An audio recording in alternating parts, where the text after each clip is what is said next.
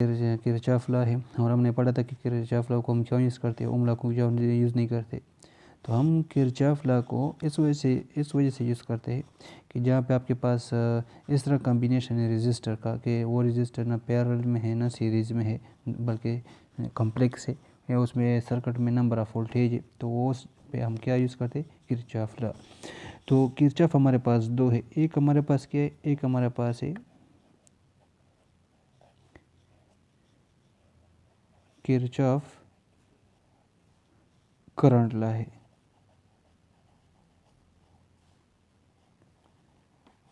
जिसको हम क्या कहते हैं, जिसको हम कहते हैं KCL।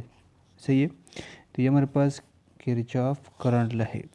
ये क्या कहता है, जिस तरह बुक में एग्जांपल दी है, ये हमारे पास लेट सपोज जंक्शन है और ये हमारे पास कंडक्टर है, ये हमारे पास क्या है, वायर हमने कनेक्ट किया, ये हमारे पास क्या है, ये हमारे पास जंक्शन है। सही है, ये हमारे पास जंक्शन है। इस जंक्शन पे ये करंट हमारे पास इस डायरेक्शन में है और ये इस डायरेक्शन में है, ये लेट सपोज इस डायरेक्शन में है और ये हमारे पास इस डायरेक्शन में।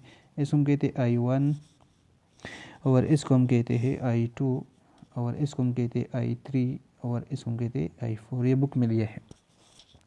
तो किरचॉफ लॉ कहाँ पे वैलिड है, ये उस जगह उस सर्किट पे वैलिड है, वैलिड कहाँ पे वैलिड है, वैलिड एट जंक्शन, जहाँ पे जंक्शन होता है।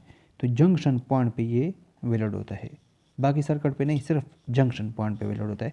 ये सिर्फ इस पॉइंट पे हम अप्लाई करते हैं, इसको हम कहते हैं ए पॉइंट। ए पॉइंट क्या है, जंक्शन है, तो इस पॉइंट पे अप्लाई करते हैं। और ये हमें क्या कहता है, ये हमें ये कहता है कि इस जंक्शन पे जितना करंट, इस जंक्शन को जितना करंट एंटर होगा उतना करंट आउट होगा।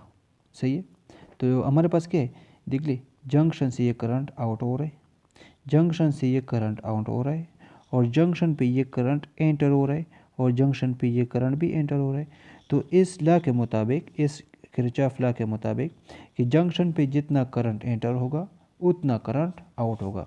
तो इसका जो स्टेटमेंट है हमारे पास, स्टेटमेंट, इसका स्टेटमेंट ये है कि sum of current entering to the junction will be is equal to sum of current out from the junction। अब हम चेक करते हैं कि सर्किट में क्या आउट हो रहा है और कौन सा एंटर हो रहा है। तो हमारे पास के देख ले, सम ऑफ करंट एंटर कौन सा हो रहा है, ये करंट इस पे, इसका डायरेक्शन टुवर्ड जंक्शन है। सही, तो इसको हम कहते हैं एंटर हो रहा है। तो ये करंट जंक्शन में एंटर हो रहा है, तो I1 एंटर हो रहा है, I4 क्या हो रहा है, जंक्शन पे एंटर हो रहा है, इसका डायरेक्शन टुवर्ड जंक्शन है, ये I4 है। इसका sum will be is equal to I3 out हो रहा है और I2 क्या हो रहा है, आउट हो रहा है। Mean sum of current enter to the junction will be equal to the sum of current, ये सम है, sum of current enter and sum of current out. तो हम इस तरह लिखते, देख ले, टोटल करंट कितना होगा जंक्शन पे, I1 plus I2 I4 minus I3 को इधर शिफ्ट कर ले, I2 को इधर शिफ्ट कर ले, इस will be is equal to 0।